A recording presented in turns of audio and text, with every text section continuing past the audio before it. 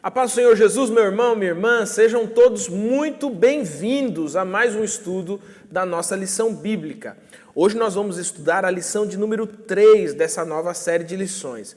Antes de eu apresentar o nosso estudo de hoje, eu queria pedir para você compartilhar esse link com o maior número de pessoas. Compartilhe o link, manda no seu Facebook, no seu Instagram, manda o link para que mais pessoas possam acessar o nosso estudo. O nosso estudo ele é transmitido sempre pelo Facebook e também pelo YouTube. E cada vez que você compartilha, nós alcançamos mais pessoas com o estudo da Palavra de Deus. Eu queria lembrar você também a seguir as redes sociais da Editora Promessa, do Setup, da própria IAP, né? Você tem Promessista, @Promessistas Brasil lá no Instagram, Setup Oficial no Instagram. Você pode seguir a gente nas redes sociais e você ficar aí esperto com todas as novidades que vão acontecendo em cada um desses segmentos da nossa igreja. Bom, nós estamos estudando essa série de lições aqui, né? Respostas bíblicas para perguntas difíceis. Se você ainda não adquiriu a sua revista, você pode entrar em contato com a Editora Promessa para que você adquira a sua revista, que além de tudo é um material de pesquisa para você deixar guardado aí na sua biblioteca, para você consultar aí à medida que você tiver necessidade. Então, lembro você que ainda não adquiriu a sua revista e olha, não fica assim, passando PDFs, xerox da lição. Vamos contribuir para que o crescimento da nossa igreja, o crescimento literário da nossa igreja aconteça. E isso é importante, que nós possamos, como membros da igreja, fazer esse aceno à igreja para que nós tenhamos uma boa quantidade de literaturas disponíveis a todos os promessistas no Brasil inteiro. Bom, estamos aqui para estudar a lição de número 3. A lição de número 3, ela faz uma pergunta: existe prova da existência de Deus? Essa é a pergunta que aparece na nossa lição de número 3. Essa pergunta é uma pergunta antiga, uma pergunta que permeou muitas discussões e debates, tanto filosóficos como debates teológicos. E a questão é: existe de fato provas da existência de Deus? Ok, se alguém admitir então que Deus não existe, existe alguma prova que comprove a não existência de Deus? São perguntas importantes para a gente fazer quando nós lidamos com perguntas com questões como essa. Por isso, está aqui hoje para nos ajudar nessas respostas o pastor Mateus, mais uma vez, pastor Mateus, secretário do Setup. Seja muito bem-vindo mais uma vez à nossa escola bíblica e esperamos que tenhamos um bom momento de estudo aqui da Palavra de Deus. Você pode cumprimentar aí os nossos irmãos. Amém. Obrigado, pastor Samuel. Obrigado pela oportunidade de poder participar de mais uma escola bíblica dessa especial. A gente que se conhece sabe como é importante, né? Como a gente preza pela escola bíblica, pelo estudo da nossa lição bíblica, né? Que cá entre nós é um dos melhores estudos que a gente tem quando a gente vai comparar as literaturas, né, de escolas bíblicas por aí afora, né? Então eu sou apaixonado pela escola bíblica mesmo e é um prazer poder estar aqui. Espero que a gente possa contribuir também aí com os irmãos que estão em casa nos assistindo, para que de fato a gente consiga sair daqui sabendo, pelo menos, discutir sobre esse assunto, né? Se podemos provar ou não a existência de Deus. Se é que podemos responder a todas essas perguntas, né? Ok. Bom, de um jeito ou de outro, as pessoas, elas são fascinadas por Deus. Veja, ou você é fascinado por Deus porque você quer segui-lo, você quer viver a sua vida com Deus, você quer que Deus transforme a sua vida, ou você é fascinado pela desconstrução de Deus. Então, tanto de um jeito quanto de outro, as pessoas são fascinadas, e não só em perguntas, mas em querer respostas a respeito de Deus. Quando nós lemos na Bíblia, nós entendemos, por exemplo, que Deus ele se revelou a toda a sua criação. E Deus se revelou de tal forma, de uma maneira tão inequívoca, que lá em Romanos, capítulo 1, vai dizer que ninguém é indesculpável diante de Deus. Então, já mostra lá em Romanos, capítulo 1, já mostra claramente que é muito difícil negar a existência de Deus.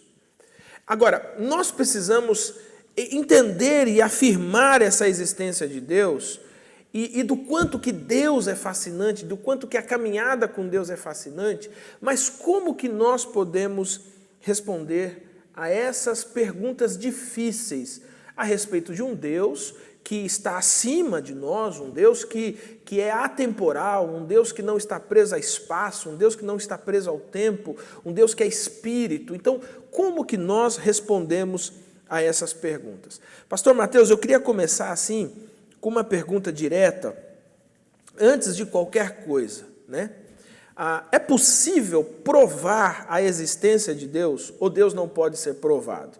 Né? E aí eu vou me lembrar aqui de uma música, inclusive, que tem, né, que diz que ninguém explica a Deus, né? Aí eu sempre costumo dizer assim, ninguém explica no sentido lato ou no sentido estrito, né? Mas assim, existe de fato essa possibilidade de provar a existência de Deus ou de explicar Deus de alguma forma? Sim. Essa pergunta ela tem sido feita, né, por séculos. Mas, de fato, não é possível nós comprovarmos a existência de Deus cientificamente. Não é possível nós comprovarmos a existência de Deus pelos meios que nós temos materiais, né, pelos meios lógicos, no sentido de algo que é biológico e físico, né, que é material, porque Deus está acima de tudo isso. Então, na verdade, seria até um reducionismo, né, trazer Deus para a nossa esfera humana para querer comprovar a sua existência com base naquilo que nós temos, né, que nós, na verdade, a partir da criação, daquilo que é criado. Por outro lado, a ciência também não consegue comprovar a não existência de Deus. Né? Não tem como nós comprovarmos que Deus não existe também pelos mesmos meios. Porque Deus é imaterial, Deus é imutável, Deus ele está muito além da nossa dimensão. Né? Então, não tem como nós dimensionarmos o tamanho disso tudo. É interessante você citar essa música, né? Porque como que a gente pode explicar Deus? Né? Então, como você colocou, estritamente, é impossível explicarmos a Deus, porque... Você seria Deus. Se você explicar Deus estritamente, como que eu vou dizer como que é Deus e se eu não sou Ele? Né? Agora, no outro sentido... A Bíblia vai dizer para a gente que tudo que... Tem até um texto, né, na Bíblia, o versículo 19, que é antes aqui do texto base, ele vai dizer para a gente que o que de Deus se pode conhecer, Romanos 1, versículo 19, né? Pois o que de Deus se pode conhecer é manifesto entre eles, porque Deus lhe manifestou. Então, nesse sentido, tem um outro texto lá de Colossenses 1,17, que vai dizer que Jesus, ele estava, né, antes de todas as coisas, e todas as coisas vieram a partir dele. Então, nesse sentido, talvez... Se a gente fosse cantar essa música, a gente deveria inverter. Né? Ao invés de cantarmos Ninguém Explica a Deus, a gente poderia cantar Tudo se explica em Deus. Porque a partir de Jesus, todas as coisas elas subsistem. E aí, a gente olha para a criação, o texto vai dizer para a gente, e a gente vai ver a glória de Deus. A glória de Deus é revelada. Então, a gente conhece a Deus a partir daquilo que foi criado pelo próprio Deus. Então, aquilo que Deus revela, né? Isso. Então, tudo que tem hoje, pela criação de Deus, pelo poder criativo de Deus, ele vai se explicar em Deus. A gente poderia perguntar como que isso surgiu, como que essa árvore apareceu, como que a criação surgiu, como que o ser humano... As demais perguntas, né, da lição bíblica, e a gente vai para Deus, a gente vai encontrar a resposta em Deus. Mas se a gente partir no outro sentido, a gente não consegue explicar de forma nenhuma, né? Porque aí, de fato, Deus é soberano, é supremo, né? Está além do nosso alcance, né? É interessante porque sempre que as pessoas falam da prova da existência ou não existência de Deus, elas sempre estão pensando em um laboratório onde você pode dissecar Deus, né? Essa expressão, inclusive, muito comum, foi muito comum na história da teologia, né? E aí, assim, se todas as coisas são explicadas em Deus, se você consegue dissecar Deus e você consegue destrinchar Deus, então logo Deus é você. É isso aí. Né? E talvez esse seja um grande problema, por exemplo, de alguns de algumas pessoas, de alguns cientistas e etc., que é justamente assumir essa posição. Né? Na verdade, Deus não existe, então quem existe sou eu. Né? Existe uma crítica muito veemente para os cientistas, os filósofos que vão nessa linha mais antiga, né? de verificacionar, né? de como a gente pode verificar a existência de Deus. Então, eles já entenderam que é impossível nós verificarmos essa questão de Deus. Como que a gente pode verificar se Deus existe ou não? Então, há uma crítica pesada dos filósofos mais modernos, os filósofos contemporâneos já vão entender que é impossível nós fazermos essa verificação. Então, os mais conscientes, eles vão dizer que pode ou não existir. Né? E a gente, acho que vai entrar aqui depois, mas a gente vai ter muitos filósofos, muitos cientistas que, inclusive, são cristãos, né? Sim, que vão defender, de fato, a existência de Deus e a origem de todas as coisas a partir do próprio Deus. A partir da própria revelação, né? Sim. Essa revelação natural de Deus. A partir da própria criação de Deus, alguns cientistas, na observação, chegam à conclusão de que é impossível que isso tenha... Forma, né? Se não for explodiu esse negócio e o bolo de chocolate saiu perfeito, né? Sim. Então, como que se juntou aqui esses ingredientes, o tempo certo no forno e etc. Eu acho que a grande questão é assim, olha, se Deus existe, então qual é a sua origem? Quando Deus passou a existir? E aí é impossível nós comprovarmos um Deus que é eterno. Eterno é aquilo que não tem princípio e nem fim. Como a gente comprova isso? E aí é onde que dá um bug no sistema, né, de alguns cientistas, porque se não pode provar a origem, então logo não existe. Não né? existe. Porque tem até aquela frase, né, penso, logo existo. Né? Mas como que a gente pode fazer isso com relação a Deus? Deus é impossível, né, a gente Eu tive um professor de filosofia que ele dizia assim, bom, penso, logo existo. Aí ele dizia assim, ele apontava para a cadeira e ele dizia assim, essa cadeira existe? É isso aí. Não, ela existe, ela está aí, pois ela não pensa. Pronto. Então essa não é uma máxima, né? Sim. E é interessante porque existe a máxima da não máxima, né? Então o cara diz assim, é impossível tal. Eu falo assim, não, então isso é um absoluto, né? Sim. Ele não crê no absoluto. Se a gente falar, por exemplo, no absoluto a partir da cosmovisão cristã, ele não crê nisso. Sim. Mas aí, quando ele contradiz isso, ele contradiz com outro absoluto. Então, é o absoluto do não absoluto. E uma guerra de absolutos. Né? A guerra de absolutos, é isso aí. Agora, olha só. Muitas pessoas, até na tentativa de fugir desse debate, dessa discussão, ou talvez por uma incompreensão mesmo a respeito desse assunto, elas costumam afirmar assim, mas isso é uma questão de fé. Né? E geralmente quando as pessoas falam isso, isso é uma questão de fé, isso é coisa da sua cabeça, isso é coisa que você sentiu e tal. Eles estão, por detrás dessa expressão, não está a ideia de que Deus é absoluto, de que Deus é soberano, de que Deus é eterno, e a mente humana não consegue conceber Deus. Na verdade, é o contrário disso.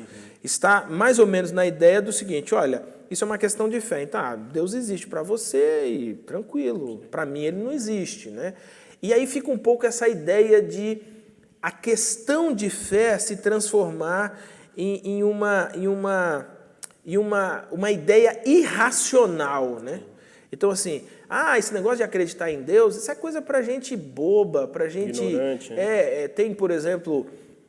Alguns dos pensadores na história, né, você pega, por exemplo, Karl Marx, ele dizia que a religião ela é uma espécie de... ludibriava o povo era entorpecido por esse negócio. Né? O próprio Freud, por exemplo, ele usa uma expressão muito interessante também para a religião, todas no sentido de desmerecer aquele, por exemplo, que crê em Deus. Sim. Não, se isso aí faz bem para você, então tudo bem. Mas, assim, racionalmente isso não existe. Né? Então, mas a gente pode falar de uma fé racional?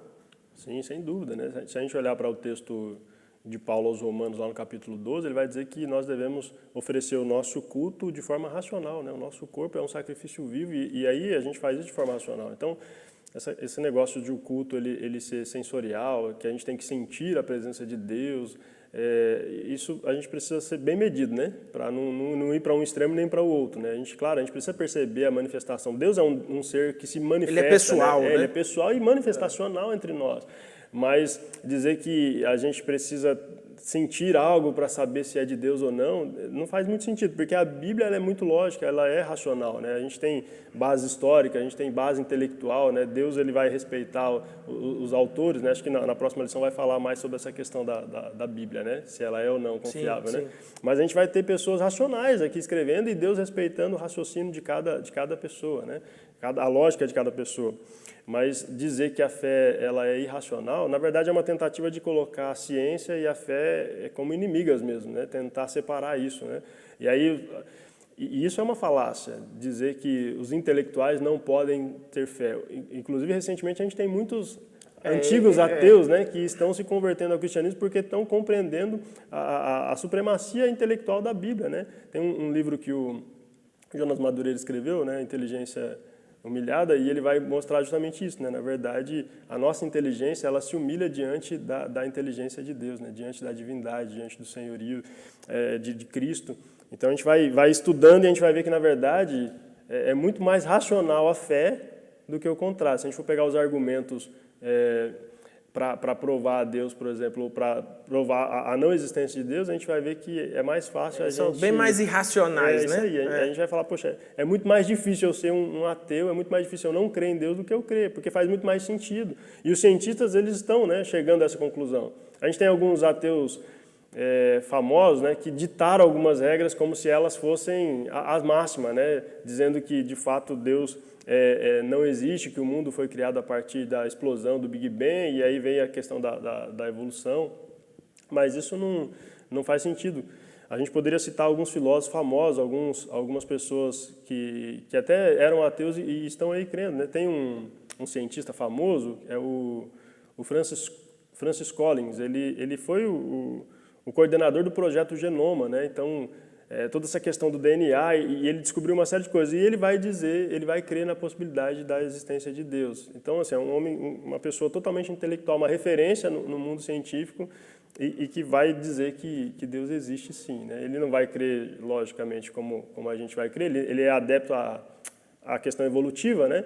Mas ele vai compreender já que é impossível a gente ter um sistema como nós temos hoje sem uma inteligência mesmo suprema, no criacionismo, por exemplo, às vezes algumas pessoas elas erroneamente interpretam o criacionismo como sendo uma ciência de somenos importância, ou uma ciência irracional. E não é bem assim. O ponto é assim, ó, dentro do próprio criacionismo, você tem cientistas cristãos, cientistas não cristãos, que são criacionistas. Sim. Então, o princípio do criacionismo qual é? O princípio do criacionismo é a complexidade dessa estrutura, a complexidade disso que foi formado. Não pode ter surgido de um acaso, não pode ter surgido de algo involuntário. E aí é aquela velha máxima antiga de todo relógio tem um relojoeiro. Sim. Então, só que o que acontece? Para o cientista cristão, o relojoeiro é Deus. Sim. Para um cientista não cristão, ele vai dizer que pode ser qualquer um. Pode ser Deus, pode ser uma inteligência superior. Eles chamam muito disso, de uma inteligência superior. Primeiro motor. Tal, né? Só que, veja... Aí você tem um princípio interessante, né? Você tem um princípio interessante. De criacionismo mesmo, né? De que há alguém, um arquiteto. E né? é observação. Aí encaixa perfeitamente em Romanos 1. A partir da percepção do que eu observo na criação, eu chego à conclusão. Pera, isso aqui não pode ter sido assim. Não veio do acaso, né? E você quer ver um outro ponto interessante? Se a gente olhar para a própria humanidade... E também para a criação, se a gente fosse usar o princípio evolutivo, por exemplo, nós teríamos que concluir que, na verdade, ela é involutiva. Sim. Por quê? Porque a Terra está a ponto de explodir. Então, a cada dia, ela sofre maior dano. Né? O próprio ser humano, o ser humano não começa velho e fica novo. A gente começa novo e envelhece. Vai se degenerando. Né? Então, quando você olha para a própria observação da natureza, ela demonstra um processo involutivo e não um processo evolutivo. Esse é o argumento mais lógico, né? Se você fosse pensar nesse sentido, né? Sim. Mas a gente sabe que não é, né? É a questão do pecado. Só que é interessante, a pergunta que você fez no sentido da fé, né? As pessoas às vezes querem fugir mesmo, ou falta um pouco de aprofundamento. E aí é interessante, né? A gente fazer um estudo desse para se aprofundar apologeticamente. Eu acho que eu não peguei esse período, né? Mas eu cresci ouvindo, né? Os debates apologéticos dos nossos irmãos mais antigos, né? E como muita gente passou a ser promessista depois que participou de um debate apologético ali entre algumas seitas, né, e a nossa igreja. E é muito legal isso. É clássico. Hoje a gente parece que tem pouco interesse, né? Quando a gente vê essa molecada mais nova aí da minha idade para baixo, o pessoal não tem tanto interesse em se aprofundar para responder questões. Só que as pessoas acabam se perdendo. A gente tem muitos jovens que crescem, vão para a universidade e aí são confrontados com a sua fé e chegam lá e eles não conseguem argumentar, porque não sabem, não tem base para isso, né? Então, por isso é importante a escola bíblica para o jovem hoje, né? Principalmente o jovem que é universitário, né? A fé, ela é racional, a fé bíblica ela é uma fé racional. Não dá para a gente se guiar por fé no sentido de que, então vamos deixar acontecer para ver, como se fosse algo mesmo extremamente ou somente sensorial, né? A gente acredita nessa questão mística, mas o problema desse pessoal é que é só místico, né? E aí não só experimental. Não tem lógica, não tem racionalidade. E aí não é isso, né? Quando a gente vai olhar para a Bíblia, a gente vai ver inclusive o pessoal provando a fé, né? Tem o exemplo lá do Antigo Testamento, é Gideão, não é? Que pede para Deus provar para ele, né? Se era realmente aquilo que Deus queria, se era realmente Deus falando com ele. Então Deus ele trabalha essas questões racionais com a gente, essas questões lógicas com a gente. Falar da razão da nossa fé é uma premissa bíblica, né? Inclusive é uma premissa apologética, né? Quando alguém questionar a razão da sua fé, da sua esperança, você precisa tem que ter uma preparado, resposta, né? É isso aí. Então, e talvez aí seja então uma diferença entre o que seja a fé e o que seja a ideia de fideísmo, né? Que é a fé bíblica, ela é uma fé racional. Se engana quem pensa que crer em Deus, ou que seguir a Deus, ou que guiar a sua vida por um propósito maior, seja ele ético, moral, mas do ponto de vista de Deus, é algo para gente ignorante, é algo para gente boba. Se engana quem pensa isso. Porque, na verdade, quando nós olhamos essa ideia, é a ideia de fideísta. O cara que segue um mundo irreal, um mundo idealizado na cabeça dele, uma ideia que ele idealiza, mas que não se concretiza na realidade, né? Que não pode ser mensurado de nenhuma maneira, né? É claro que a fé é algo que é guiado, Paulo vai dizer isso, né? Nós não nos guiamos por aquilo que nós vemos, né? Por outro lado, por aquilo que nós vemos, nós podemos ser guiado por Deus, né? Então não dá para a gente caminhar nesse sentido aí, senão a gente vai se perder mesmo. E ela é comprovável, né? Senão parece um cego, né? Como que a gente vai se guiar por uma fé cega? A fé não é cega, né? A fé bíblica ela é uma fé coerente, uma fé que vai dando estacas para a gente. A própria lei, a própria palavra de Deus, ela vai dando os nortes para nós, nos guiarmos e nos pautarmos, né? Então, e a própria história, a própria historicidade da fé bíblica, ela é comprovável, né? Você tem aí os patriarcas. Jesus é histórico, né? Exatamente, é comprovável. Então, assim, aquilo que nós professamos, que nós seguimos, que nós intentamos no nosso coração, não é um negócio que a gente acordou e falou assim, cara, a partir de hoje eu vou fazer isso. Acordei hoje com vontade de ser crente. Não precisa de planejamento nenhum, né? Hoje vamos lá, Deus, guia minha vida, né? Vamos. E não, quando a gente olha para a Escritura, há sempre um convite inclusive tem um livro muito interessante, um livro do John Stott, né, falecido, que é Crer é Também Pensar. Sim. Crer muito é bom, também né? pensar. Um livretinho assim, sensacional. Baratinho, bem pequenininho assim, bem fininho. Você lê numa sentada só, você senta e termina de ler o livro. E ele trabalha essa ideia, inclusive usando o texto lá de Hebreus 11, ele trabalha essa ideia de que a fé não é uma negação da realidade, a fé não é uma negação da racionalidade. Pelo contrário, uma coisa afirma a outra, uma coisa sustenta a outra. Eu vou dar um exemplo aqui, pastor Mateus. Por exemplo, quando você diz assim, você está doente, eu digo assim, olha, eu vou orar para que Jesus cure você. Sim. Então, quando eu faço essa afirmação, a minha fé está baseada no quê? Num forte desejo que eu tenho no meu coração de que você seja curado? Não. numa racionalidade Que é um fato, né? de um fato. Fala assim, Uma peraí, quando eu possibilidade, abro a né? Bíblia, eu vejo, isso é uma possibilidade real. Isso aconteceu com inúmeras pessoas. Isso que você falou é muito interessante, porque nós somos pentecostais, clássicos, né? E nós cremos... Clássicos, graças a Deus. E né? nós cremos nos dons, porque existem algumas linhas que não são pentecostais e não creem nos dons mais, né? Dons de curar, dom de... enfim, os dons sobrenaturais. Nós cremos em dons sobrenaturais. Então, nós cremos que Deus pode, sim, operar um dom ali para curar alguém e pode usar, inclusive, o indivíduo, né? O crente em Jesus Cristo para curar. Pode nos usar, nós cremos nisso. Só que o fato de nós crermos nisso não vai mudar essa questão de ser um fato, né? A gente tem base bíblica, histórica, real, e exemplos, testemunhos, e ainda hoje, né? Nós temos visto.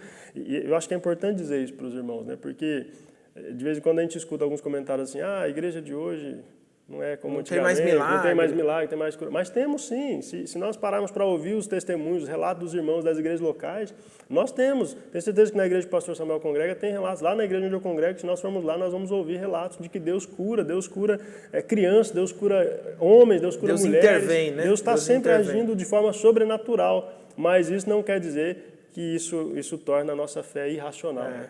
Pelo contrário. Aliás, você tocou num assunto interessante, porque quando as pessoas linkam, por exemplo, a ideia de Deus existir com aquilo que Deus faz, ou seja, com os milagres e tal, historicamente que eu falo do ponto de vista bíblico, já deu errado isso. Né? Quando eu firmo a minha fé naquilo que Deus faz e não firmo a minha fé em quem Deus isso vai dar ruim, vai dar errado. Porque Deus é soberano, né? Aí a gente pode lembrar, a gente pode ir lá no Antigo Testamento e lembrar toda aquela experiência experimentada, visualizada, né? Os fenômenos aconteceram diante dos olhos do pessoal que saiu do Egito. Né? Eles vivenciaram os milagres de Deus na saída, eles vivenciaram os milagres de Deus na fuga, ali no momento em que o exército está atrás, eles vivenciaram nos 40 anos no deserto, eles vivenciaram para entrar na terra de Canaã, e lá na frente, esse povo continua sendo, ele é retratado como um povo infiel. Obstinado, né? Obstinado, que abandona Deus. Então veja, crer na existência de Deus não está estritamente ligado com aquilo que Deus faz, milagres e etc. Está ligado à verdade da revelação de Deus. Deus revelou. Eu sempre brincava assim, na igreja que eu fui pastor, eu sempre dizia assim, por que eu creio em milagres? Bom, eu creio em milagres porque está na Bíblia. Então, eu não creio em milagres se eu ver milagres. Agora eu vi um milagre, agora eu creio. Não, esse é o Tomé. Parece que essa é a crítica de Jesus ali no Novo Testamento, né? Quando as pessoas estão pedindo, me dá um sinal aí. Exato, quer os sinais. Aí fala, não vou dar sinal para essa geração perversa, exatamente, não. Exatamente. O sinal é de Jonas. E quando, às vezes, a gente ouve isso, alguma pessoa falando assim, as pessoas iam crer mais se tivesse algumas coisas acontecendo. A Bíblia prova que não é assim, é o contrário. Os sinais seguem aos que creem, aos que têm fé. Exatamente. Né? Então não pode eu dizia, mesmo. Primeiro você crê. Aliás, tem aquele ditado, né? Eu quero ver para crer, né? Para o cristão, a prerrogativa do cristão eu creio, por isso eu vejo. Né? Então, a vivência com Deus, ela parte do princípio de que eu creio que Ele exista. Sim, é isso mesmo. É fantástico, né? Eu acho que quando a gente consegue consolidar a nossa fé, porque a nossa fé não é em algo irreal, né? Em algo de fato real. Quando a gente põe a nossa fé pelas Escrituras, porque de fato a fé vem, né? Pela palavra de Deus. Sim. Então não tem como nós crermos se não for pela mensagem do Evangelho. Então daí mais uma razão importante para nós estudarmos a palavra de Deus, porque aí a nossa fé cresce. Então a nossa fé não vai crescer por aquilo que a gente vê acontecendo. Porque tem muita coisa que acontece que nem é de verdade, né? Tem muita coisa que é fictícia, né? Tem isso também. Mas quando eu vou para a palavra de Deus, o Espírito Santo de Deus, ele vai acrescentando a nossa fé. O Senhor, né, que é o autor da fé, ele vai pôr essa fé em nós. Mas é uma fé, a gente frisa, né? Uma fé racional, uma fé que faz sentido, né? Uma fé que de fato vai nos levar para mais perto da vontade de Deus, né? E não para as questões místicas. Como você falou, Deus pode não curar, e porque Ele não curou, eu deixo de crer?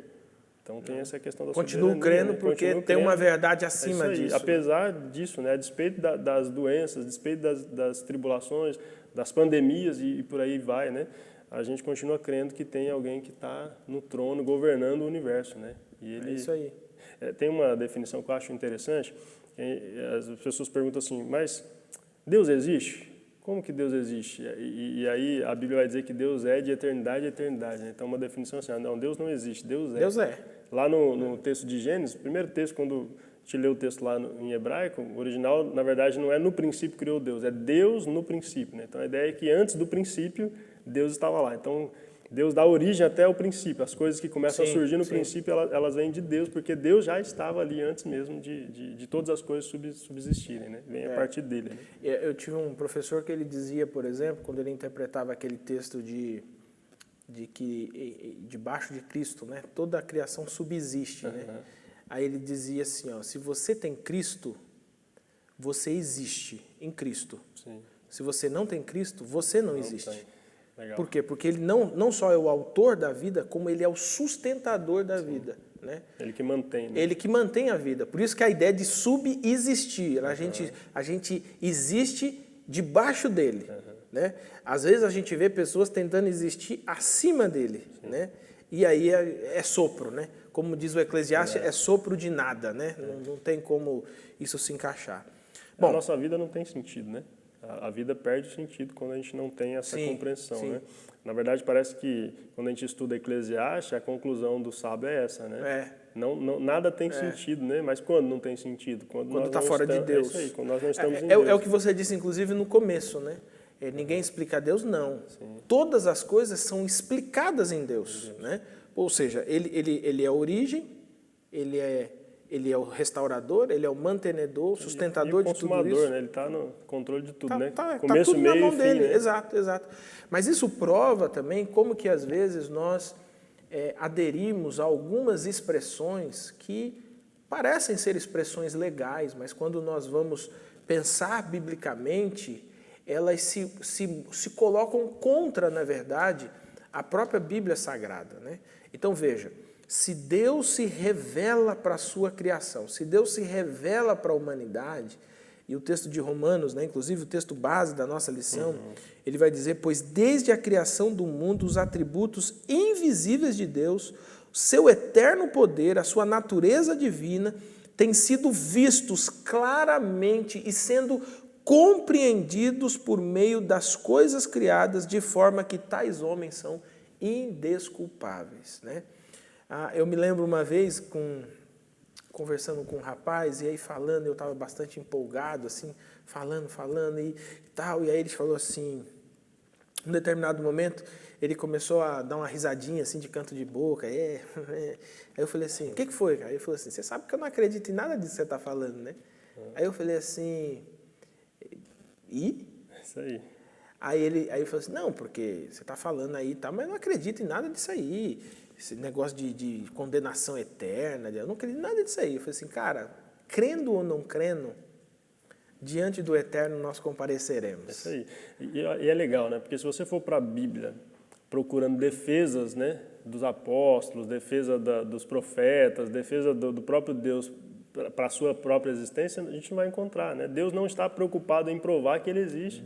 Exatamente, esse é o ponto. É fantástico. Esse é o ponto. A gente às vezes alguns ateus querem discutir, não, mas me prova e tal, mas se Deus não está preocupado, eu não tenho... É o contrário, a pergunta é assim, ó, tá, então me prova você que ele não existe. Você está mais preocupado em provar a não existência do que ele provar... Eu creio que Deus existe e eu tenho os meus argumentos são esses. Agora, me prova você, né? Então me mostra os seus argumentos. E aí vamos ver qual que são mais lógicos, quais são mais intelectuais, quais que são mais racionais. Isso me faz lembrar um texto que eu li uma vez, dois rabinos estavam discutindo. Um rabino chegou e disse assim, e encontrou um outro rabino que estava orando, fazendo as suas orações ali, com a Torá e tal, e esse rabino chega e fala assim, o que você está fazendo? Ele fala assim, eu estou orando. Está orando a quem? A Yahvé. Né? Você está orando para Yahvé e tal. Cara, você sabe que Yahvé não existe? Aí, não, Yahvé existe. Não, Yahvé não existe. Eu vou provar para você que Yahvé não existe. E aí começou, argumentando. E foi argumentando, e tal, porque tem isso, tal, porque tem aquilo, tal, aquilo outro. E aí, o que você acha? Yahvé existe ou não existe? Aí o rabino que estava orando pensou e falou assim, rapaz, eu acho que você tem razão. Yahvé não existe. juntaram ali a Torá, guardaram, foi cada um para um canto. E... No dia seguinte, esse rabino ateu e o rabino que estava ali nas orações, quando ele vê o mesmo rabino lendo a Torá e fazendo as suas orações.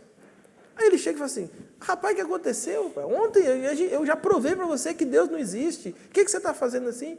Eu já disse para você que Deus não existe, é bobagem ficar fazendo isso e tal.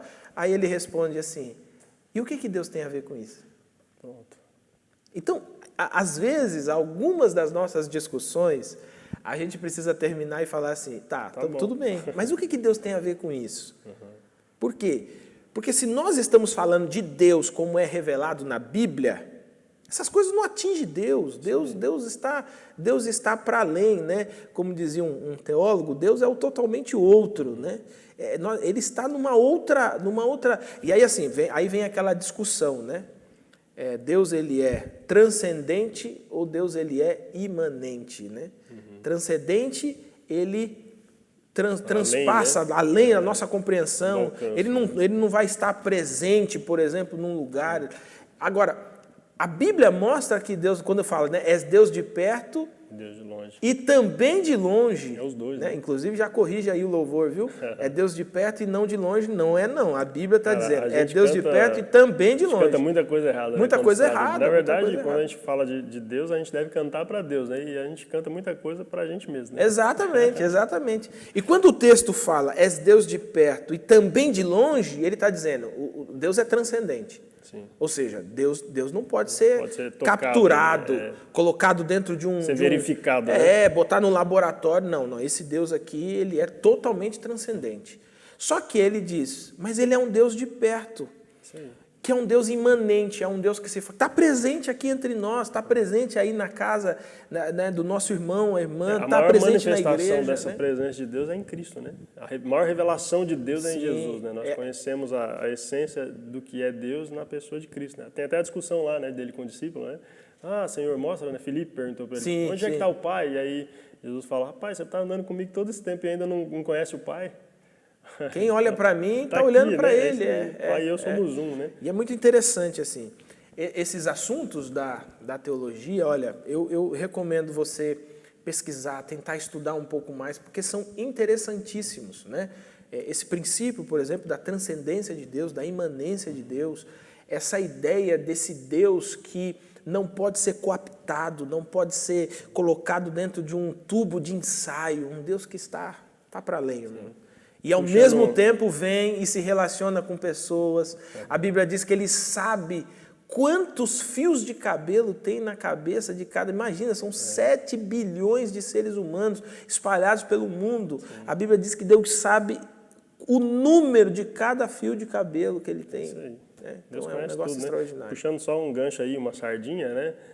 Para a gente conhecer mais e buscar se aprofundar, o pessoal pode ficar atento aí às redes sociais de Setup, né? Deve sair novas vagas aí, né? Para novas turmas de teologia. Novas turmas, né? Teologia. Então, tem umas turmas que começaram agora, recentemente, o pessoal está engajado ali, né? Mas vai sair mais, né? Então o pessoal pode chegar junto ali, ficar atento que daqui a pouco vão surgir novas turmas, né? Se Deus quiser. É sempre bom, estudar a Bíblia, estudar a teologia é sempre muito bom. Verdade. Agora, pastor Mateus, e essa ideia do ateísmo e do agnosticismo, né? Muitas pessoas acham que ateísmo e agnosticismo são as mesmas coisas, né? Talvez assim, na raiz pode até ser as mesmas coisas, né?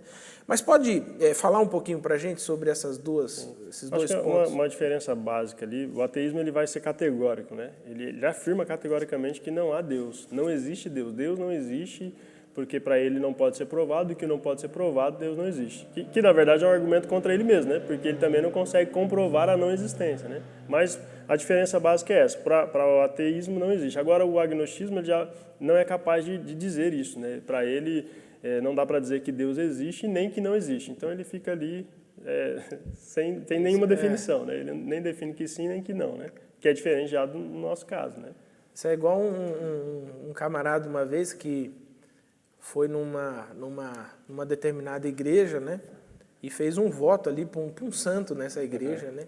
E depois foi numa igreja evangélica e pediu oração na igreja evangélica, né? Aí um gatuno ali que tinha visto ele saindo da outra igreja, tá falando, rapaz, mas você foi lá falar com o santo e tá. Aí ele diz assim, rapaz, por via das dúvidas, pelo sim, pelo não. Tá igual o pessoal lá de Atos, né? Que tinha vários altares e o do Deus desconhecido. É, os historiadores vão dizer que era... Bom, vai que esse Deus existe, né? E a gente não conhece. A gente não conhece, um sacrifício para ele vai lá, ficar né? chateado da gente não oferecer um sacrifício. Sim. Então, se ele falar alguma coisa, a gente já diz, esse altar é para ele. Não, aqui, ó, tá aqui Deus, né? Só que, assim, essa é mais ou menos a ideia do agnóstico, né? E a ideia do ateu qual que é? O ateu ele vai diretamente dizer que não há evidência, né? Que Deus não existe mesmo. Ele vai bater. De forma assim, bem resumida, é isso, né? Ele vai dizer que não há existência de Deus, né? E tem uma diferença, né? Porque quando a gente pensa... Existem 3 grupos, né? O ateu, basicamente o agnóstico e o teísta, né? Quem é o teísta, né? O teísta somos nós, né? Os cristãos que vão crer de fato e vão argumentar, não só biblicamente, mas racionalmente, logicamente, né? A gente vai usar os próprios exemplos aí que a gente tem dos cientistas que vão estudar e vão compreender, né? Se você olhar o texto de Atos 17, que eu citei aqui, Paulo vai pregar lá e alguns filósofos, né, alguns intelectuais vão crer, né, diz o texto lá, que eles creem, né? Eles vão crer em Jesus Cristo, né? Então, de fato, se a fé fosse lógica, como a gente falou aqui antes, a gente não teria filósofos, cientistas e outros intelectuais crendo, né, passando a crer, né? Tem um livro, inclusive, um livro muito interessante, vou lembrar agora completamente, mas eu acho que é Por que eu não sou ateu, né? Tem um livro interessante, se eu não me engano, eu acho que é do C.S. Lewis, eu acho que é o mais relutante, né, dos convertidos, uma coisa assim, um livro, que também né, o princípio é sempre o mesmo, né? Eu sou um ateu e eu vou provar para esses cristãos que Deus não existe baseado no próprio livro deles. E aí se converte. A Escritura, você conhece Deus, né? Deus se revela, de fato, Deus se revela. E quando Deus se revela, é uma revelação bombástica na vida. Por isso que o texto já vai dizer lá em Romanos 1, né? O Evangelho é o poder de Deus para a salvação. No Brasil, a gente tem relatos de ateus que foram olhar para a Bíblia para buscar, porque é aquela ideia, né? Primeiro eu preciso conhecer o inimigo para, de fato, combatê-lo, né? E aí o pessoal foi nessa linha e se converteram, né? São cristãos aí declarados, né? Falam justamente isso, ó, não faz sentido não crer em Deus. Não faz sentido. Né? Quando eles vão estudar a Bíblia, vão ver que, de fato, Deus está ali, né? É um ser real, presente, pessoal, né? Apesar de ser onipotente, onipresente, onisciente ali, né? Que está eterno, né? Intocável, mas é um Deus também que está aqui, que se relaciona, né? Um ser que realmente eu acho que existe. Essa ideia, por exemplo, de um Deus pessoal, só o cristianismo tem, né? Sim. Essa ideia de um Deus que se relaciona. Cara, um Deus que é servo, né? Em Jesus ali, os deuses falsos, eles são meio de lua, né? Eles acordam de mau humor, eles lançam raios porque estão de mau humor, aí tem que sacrificar alguma coisa, tem que dar alguma oferenda, né? Mas o Deus da Bíblia não é assim. Né? Alguns relatos das Escrituras, porque a gente fala, poxa, como que Deus pode pedir um sacrifício lá no caso de Abraão, né? Como que Deus pode exigir isso? Na verdade, está tudo relacionado com o contexto cultural politeísta desses deuses falsos, né? Que exigiam sacrifícios, né? E aí Deus vai, na verdade, mostrar o contrário, né? Ele não só não deixa o menino ser sacrificado, como ele vai mostrar que ele é quem provê o sacrifício, ele é quem oferece a oferta. E né, a gente poderia ir até um pouquinho antes, né? Você está citando aí o momento ali de Abraão com Isaac, né? Mas se a gente voltar um pouquinho, lá no capítulo 12 do Gênesis, por exemplo, quando Deus chama o Abraão, para mim um dos textos mais incríveis, assim, um texto que é para você parar e ficar saboreando ele por horas, que ele fala sobre o pacto que Deus vai fazer com Abraão. Sim. E aí o Abraão vai lá, pega os animais, abre a vala, né? A vala era um método de pacto que existia no Antigo Testamento, na verdade, naquele período, né? Naquelas redondezas. E consistia no seguinte, 2 pessoas iam fazer um pacto e aí a aliança era feita da seguinte, pegavam alguns animais, colocavam esses animais com o ventre aberto nas laterais e eles passavam no meio, onde as vísceras dos animais estavam, iam pisando aquilo, um vinha para cá e o outro ia para lá. E eles passavam dizendo assim, que aconteça comigo o que aconteceu com esse animal, né? Se eu não cumprir com essa aliança. Né? Quando a gente olha, por exemplo, Gênesis 12, essa revelação de Deus para o Abraão se dá como? O Abraão faz todo o ritual, só que quando o Abraão senta lá, o texto bíblico diz que Deus dá um sono para o Abraão, né? E o Abraão vê assim meio que desfocado alguém que está indo e voltando na vala. Quem que está indo e voltando na vala? É só ele, né? É Deus. Entende? Então veja, além de tudo, nós estamos falando de um Deus relacional e um Deus, como dizem alguns comentaristas, um Deus que entrou na vala. É um Deus que faz o pacto baseado em quem? Nele mesmo. Isso que é interessante. Por quem Deus vai jurar? A Bíblia diz que Deus não tem com quem jurar. E depois a gente vai ver que o sangue do animal, na verdade, o sangue para a aliança não é do animal, é do próprio Deus. Sim, né? Do próprio Cristo sim, ali. porque o sangue de Cristo é derramado nessa... e aí ele vai dizer, esse é o cálice da nova aliança proposto E tudo isso para que a gente pudesse conhecê-lo, né? Sim, Deus faz todo esse sacrifício para que a gente pudesse voltar a buscar a Deus, né? Porque depois do pecado a gente se distancia. O texto de Romanos, na verdade, Paulo está dando uma dura ali e dizendo que eles são indesculpáveis porque eles trocaram essa glória de Deus, né? Por causa das coisas criadas. Então tem muita gente que tem idolatrado ou tem adorado as coisas que Deus criou ao invés de adorar o Deus Criador, né? Então, na verdade, quando a gente vai para Cristo, a gente vai ser reconduzido a esse plano de Deus, né? De voltar-se para Ele, né? E de viver na dependência dEle, que é aquela ideia da fé, né? Quando você falou da questão da fé do fideísmo, a nossa fé é aquela fé de dependência, né? Do fideísmo não, é aquela fé que vamos ver, né? O que vai acontecer e vai vivendo por uma questão mais ilusória ainda do que uma questão real, né? Mas em Deus a nossa fé, ela é fortalecida, né? Nós cremos numa fé que pode ser acrescentada, né? Que vai amadurecendo e a gente vai compreendendo as coisas com mais nitidez, né? Aquela ideia do espelho, né? Paulo vai usar esse exemplo, né? Quando a gente vai amadurecendo em Cristo, antigamente eles olhavam num espelho embaçado, né? Mas agora eles não olham mais no espelho, né? Isso vai começando a fazer mais sentido, né? Vai conhecendo de fato. Osés vai dizer que a gente vai conhecendo e a gente pode prosseguir em conhecer, porque pelo conhecimento a gente é preservado, inclusive, Sim, né? Bom, você falou do ateísmo, agnosticismo, e você citou o teísmo, né? Você tem o ateísmo e o teísmo. Sim. O teísmo é como pensam os cristãos, é isso? Pode explicar isso aí. melhor? O ateísmo, esse A, né? Ele vai mostrar que é anti, né? Anti o teísmo, é o anti-Deus, né? O teísmo, na verdade, é a nossa defesa, né? Nós, cristãos, podemos nos considerar teístas. Nós somos teístas porque nós cremos que, de fato, existe o Theos, né? Que é Deus, né? Nós cremos em Deus e porque nós cremos em Deus, segundo a revelação das Escrituras, então nós pensamos diferente do ateu e do agnóstico, né? O ateu diz que Deus não existe, o agnóstico não diz nada, né? Nem que sim, nem que não. Mas nós podemos afirmar pelas Escrituras que de fato Deus existe. O fato de nós estarmos aqui prova a existência de Deus, porque nós somos imagem e semelhança de Deus, né? Ele diz que homem e mulher foram criados à imagem e semelhança de Deus. Então, como que a gente sabe onde está Deus? Olhe para a criação, né? Olhe para a criatura que a gente vai ver. Os filhos de Deus, né, revelam também. E é interessante, né, essa ideia, né? Deus está e não está. Ele está, mas não se confunde com. É isso né? aí. Deus está na criação, mas ele não é confundido com a criação. Ele não é criado. Exatamente, ele não é criatura. Ele é o Criador. Está presente, faz parte de tudo isso que foi feito, mas ele não é isso. Sim. Mas é igual uma obra de arte, né? A gente pega autores famosos, aí, artistas famosos, né? Artistas plásticos, você reconhece a obra pela assinatura, né? Você fala, poxa vida, essa obra é famosa por causa do seu autor.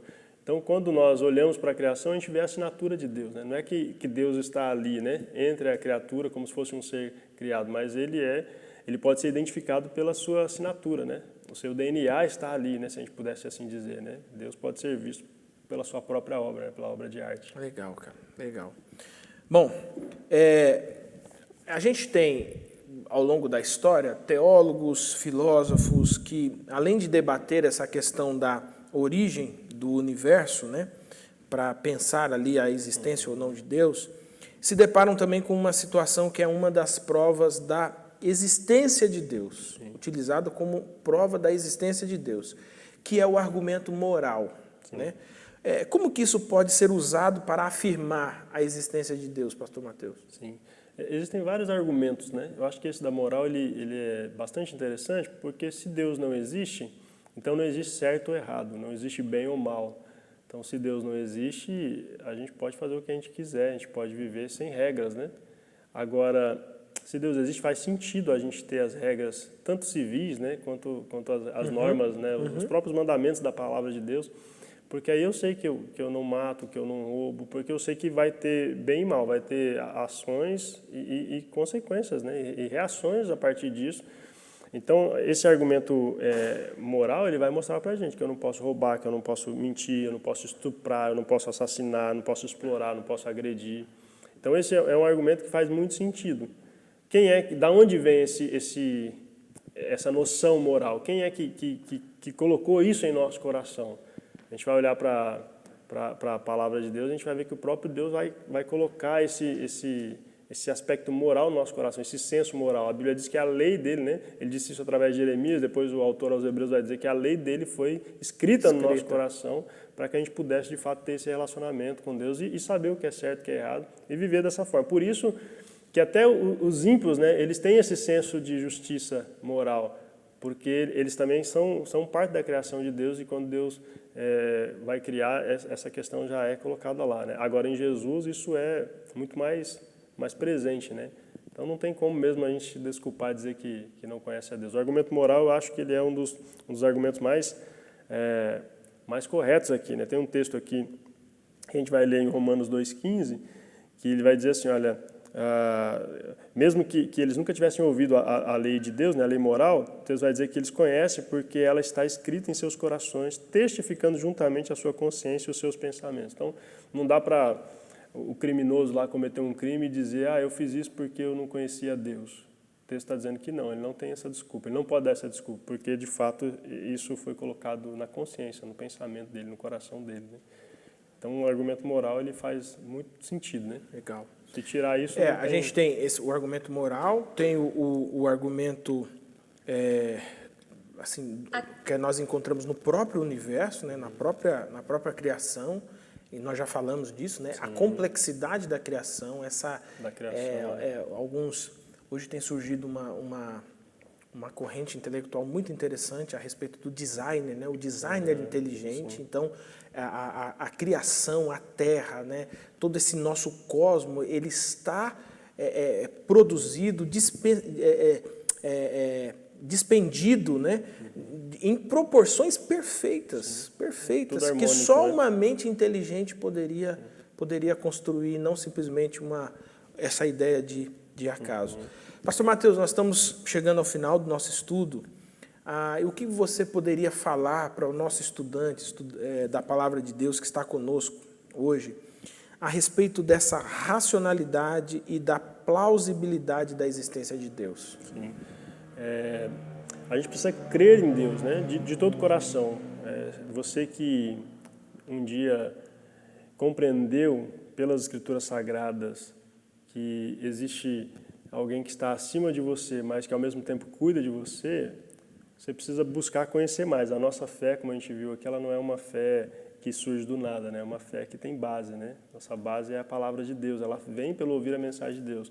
Talvez exista aquela fé que foi gerada, mas que não foi aprofundada. Então, a gente precisa, de fato, se aprofundar. A fé ela é racional. Quanto mais nós estudarmos de forma intelectual a própria palavra de Deus, mais racionais nós seremos, mas mais fé nós teremos.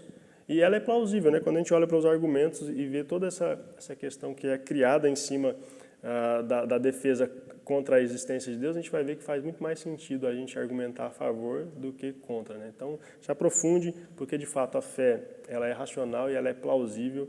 E a prova disso é, inclusive, que alguns ateus, né? Alguns ateístas aí fervorosos agora se tornaram teístas, né? Se tornaram cristãos fervorosos, estão aí defendendo a fé, né? Então, quero só lembrar aquela máxima de Pedro, né? Quando alguém vier perguntar para você a razão da sua fé e da sua esperança, esteja preparado. Como você se prepara? Estude, né? Busque as Escrituras, conheça as literaturas da nossa igreja, que vai te ajudar muito. Eu, particularmente, cresço muito quando eu paro para estudar, para ler conteúdos como esse da lição bíblica, como os livros, né? A literatura do próprio Setup, da editora Promessa, tem crescido muito. E outras literaturas aí que são muito boas, né? Que são base, inclusive, para a construção de todo esse material também. Então, faça isso, tenho certeza que Deus vai só fazer você crescer em fé, né? Amém, amém. Pode orar para a gente? Amém, vamos orar.